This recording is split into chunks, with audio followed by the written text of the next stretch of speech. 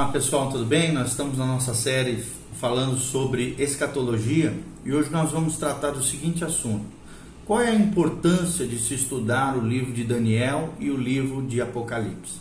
Nós vamos falar um pouquinho mais sobre isso, ok?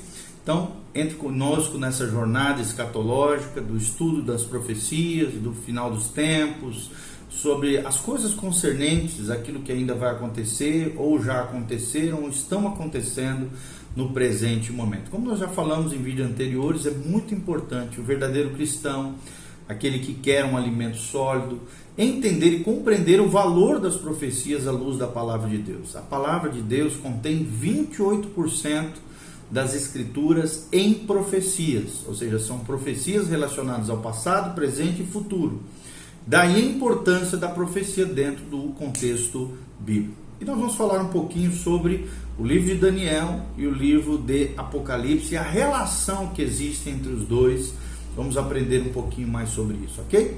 É muito confortante para nós saber que a autenticidade, tanto do livro de Daniel como do livro do Apocalipse, foi atestada pelo Senhor Jesus.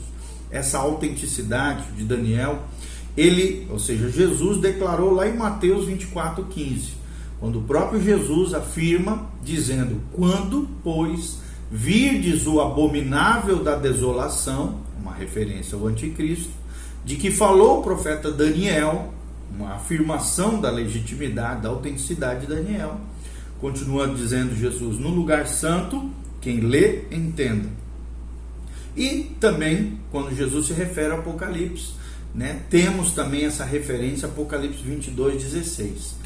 Eu, Jesus, enviei o meu anjo para vos testificar estas coisas às igrejas. Ou seja, aqui nós vemos também o próprio Jesus, em Apocalipse 22:16, reafirmando que ele mesmo havia enviado o anjo para testificar essas coisas, ou seja, está no final de Apocalipse 22, as coisas proféticas que iam acontecer no tempo final. Então não importa o que os críticos digam quanto à autenticidade, à legitimidade ou à credibilidade desses dois livros, já temos o testemunho de Jesus a esse respeito. Então esses dois livros, eles se entrelaçam, eles se complementam, eles combinam-se. Então não se deve estudar um sem o outro. São dois livros que caminham lado a lado.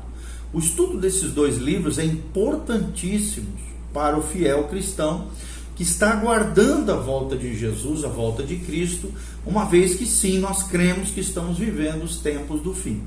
Então aquele estudante, o erudito, a pessoa que quer aprender mais de Deus, o estudante da Bíblia, lê, por exemplo, em Daniel 8:17-19, quando a palavra de Deus diz: e veio perto de onde eu estava, e vindo ele, me amedrontei, e caí sobre o meu rosto, diz Daniel, mas ele me disse: estende, filho do homem, porque esta visão acontecerá no fim do tempo. E nós cremos que estamos vivendo esse tempo do fim. Versículo 19 de Daniel 8, a Bíblia diz: e disse: eis que te farei saber o que há de acontecer no último tempo da ira, que nós cremos que é a tribulação, pois isso pertence ao tempo determinado do fim. Ou seja, são coisas relacionadas ao tempo do fim, ao final dos tempos, ao que nós cremos que brevemente estará acontecendo sobre a terra. Daniel também 10:14, a Bíblia diz: agora vim para fazer-te entender o que há de acontecer ao teu povo nos derradeiros dias, porque a visão é ainda para muitos dias. Ou seja, não era para os dias de Daniel, mas para os dias futuros, vindouros que viriam. Daniel 12:4 também, a Bíblia diz: e tu, Daniel, encerra estas palavras e sela esse livro. Até o fim do tempo, muitos correrão de uma parte para outra, e o conhecimento se multiplicará. Isso mais do que nunca está acontecendo no dia de hoje, principalmente com o advento da internet. Conhecimento tem se multiplicado, se propagado, tanto conhecimento do bem quanto do mal, coisas boas, ruins. O conhecimento tem se multiplicado e hoje na palma da mão, num celular, você consegue ter acesso a milhares de informações, bibliotecas e coisas relacionadas no mundo inteiro.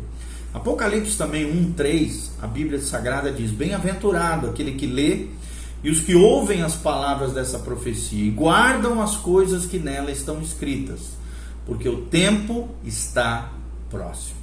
Já Apocalipse 22:16, a Bíblia Sagrada diz: eu, Jesus, enviei o meu anjo para vos testificar estas coisas nas igrejas. Eu sou a raiz e a geração de Davi, a resplandecente estrela da manhã, diz o Senhor Jesus em Apocalipse 22:16. Então, o paralelismo entre os dois livros, Daniel e Apocalipse, é também notável, sendo que Daniel ocupa-se principalmente dos tempos dos gentios, mencionados em Lucas 21:24, onde a Bíblia refere-se aos judeus, diz o seguinte: cairão ao fio da espada e serão levados cativos para todas as nações, até que os tempos dos gentios se completem, que é esse tempo, a era da igreja, a dispensação da graça, e Jerusalém será pisada por eles. Quem? Ou seja, pelos gentios e também pelos judeus que foram dispersos na diáspora judaica. O Apocalipse ele salienta sobre esse conceito bíblico chamado a plenitude dos gentios, quando diz o seguinte: porque não quero, irmãos, que ignoreis esse mistério, para que não sejais presumidos em vós mesmos. Romanos 11:25, que veio o endurecimento em parte a Israel, até que haja entrado a plenitude dos gentios. Ou seja, Israel endureceu o coração, houve um endurecimento em parte a Israel, até o final dos tempos, ou a plenitude do tempo dos gentios, o que a gente conhece como dispensação da graça, a era da igreja, esse período que nós estamos vivendo, mencionado em Romanos 11:25. Então essa expressão tempo dos gentios tem um aspecto também político mundial, referindo-se ao tempo em que os gentios têm supremacia sobre Israel. E hoje vocês sabem, Israel é em menor número, né? Muito mais do que os gentios são muito mais numerosos. O que começou também com o exílio babilônico dos judeus, iniciado em 606 a.C. Mas o alcance da expressão tempos dos gentios vai além disso. Ela aponta também para o dia da supremacia final da nação israelita durante o reino milenial de Cristo, ok? Tem uma outra expressão bíblica muito importante, que é a plenitude dos gentios. Além do tempo dos gentios, existe um outro conceito, um outro termo, outra expressão chamada plenitude dos gentios. Aqui já tem um aspecto espiritual, profeticamente, destacando a supremacia celestial da igreja, triunfando ela sobre o mal e, por fim, reinando com seu divino esposo, Jesus, como vemos, no epílogo do Apocalipse. Então o termo também se refere à igreja do Senhor. A plenitude dos gentios é a era da igreja, a igreja do Senhor, com ênfase no total dos redimidos dentre os gentios principalmente. Isso decorre também através da pregação do evangelho na presente dispensação da igreja, a era da igreja, o tempo, a plenitude dos gentios. Quais são esse tempo dos gentios mencionados em Daniel? Então, de Daniel, do capítulo 1 ao capítulo 4, Daniel, ainda muito jovem, começou servindo fielmente a Deus em terra estranha, Babilônia, os caldeus, a terra dos caldeus. Levou uma vida imaculada ali, uma vida realmente pura, santa, consagrada ao Senhor, em meio ao paganismo que imperava naquela região, idolatria, ocultismo da corte oriental babilônica. Foi semelhante a José em termos de piedade e pureza. Piedade e pureza é o que nós vemos na vida de Daniel. Era um homem íntegro de coração. Ele foi levado também para a Babilônia como cativo na primeira leva de exilados de Judá, aproximadamente no ano 606 a.C., quando tinha entre 14 e 16 anos de idade. E ali ele viveu no palácio de Nabucodonosor como estudante, como estadista e como profeta de Deus, atravessando o reinado de todos os reis babilônicos, exceto o primeiro deles, que se chamava Nabopolassar, que foi pai de Nabucodonosor, fundador do Neo-Império Babilônico.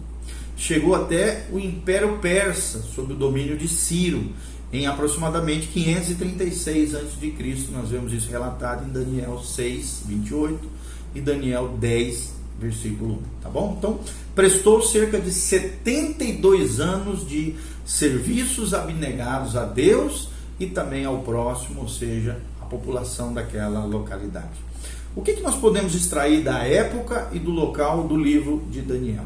O livro de Daniel foi escrito em 606 a 534 a.C., durante o exílio do povo de Deus em Babilônia. O exílio mesmo foi de 606 a 536 a.C. O livro foi escrito na Babilônia, capital do império, em Suzã, a capital, também uma parte em Suzã, capital de Ciro, e no Elão, também é mencionado no livro, no Daniel 8:2, mas também numa visão de Daniel. Como é que se divide o livro de Daniel? Tem a parte histórica, que vai do capítulo 1 ao capítulo 6, uma espécie de biografia de Daniel, havendo também um elemento profético, especialmente no capítulo 2, que nós vamos abordar logo em seguida. E existe uma parte profética, que vai do capítulo 7 ao capítulo 12.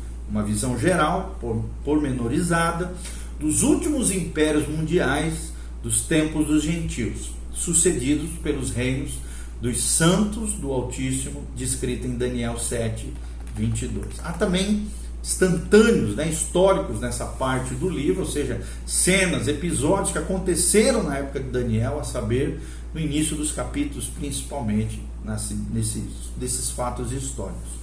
Em suma, o livro de Daniel revela o domínio de Deus sobre os reinos do mundo, bem como também o estabelecimento final e eterno do seu próprio reino, ou seja, do próprio reino de Deus, ok? Então, nós vamos estar abordando um pouquinho mais sobre esse assunto. Qual é o tema do livro de Daniel? Deus revela no livro de Daniel o profundo e o escondido, misterioso, aquilo que precisava ser revelado, e governa os reinos dos homens. Nós vemos um Deus soberano que governa sobre tudo e todos. Nós vemos isso claramente em Daniel 2:22, onde a palavra de Deus diz: e ele, ou seja, Deus, revela o profundo e o escondido. Conhece o que está em trevas e com ele mora a luz. Com o próprio Deus mora a luz. Também Daniel 4:25, a Bíblia Sagrada diz: até que conheças, Daniel, no caso aqui Nabucodonosor, sendo exortado por Daniel, até que conheças